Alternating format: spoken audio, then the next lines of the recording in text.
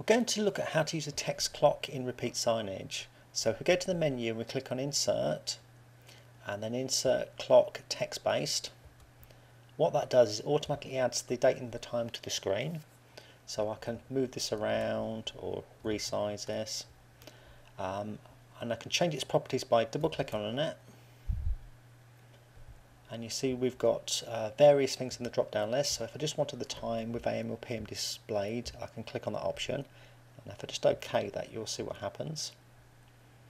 And double click again to open the properties. Now at the moment it's 11:25 here, but I can actually change the time zone to be one in a different country to display that time instead. You've also got this culture option, which I'll just show you really quickly. If you want to display, say, the date in words, so that's what you want to display, the 8th of September 2014. Now what you can do is you can change the culture code to a different language. Now if you press F1 to actually get help up, it gives you a bit more information on this.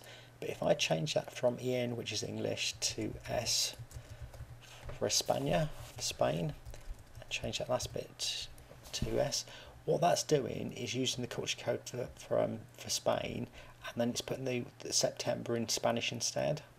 So I'll just click on OK and you can see that. Now what we might want to do is to actually change this font or the background colours or the font colours. So let's just do that quickly. So I'll double click on here and we'll do the font first. So I'm just going to change the size up to say 36 and bolden it. And I'll click on OK so you can see what happens. Now because the font's a bit bigger, it's going outside our control rectangle, so I'm just going to resize this slightly. And move it about. Right, now if I double click the control again, I can specify colours by going to the Colours tab, and that's the current font colour, which is black.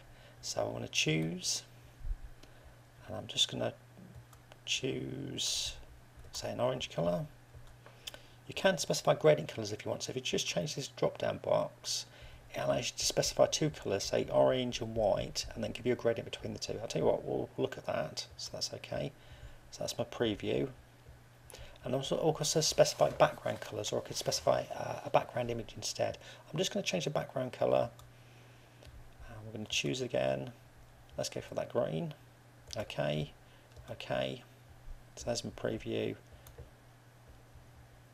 And that's my final date. Now I actually wanted a time, so I would just switch that back to time instead with the AM and PM.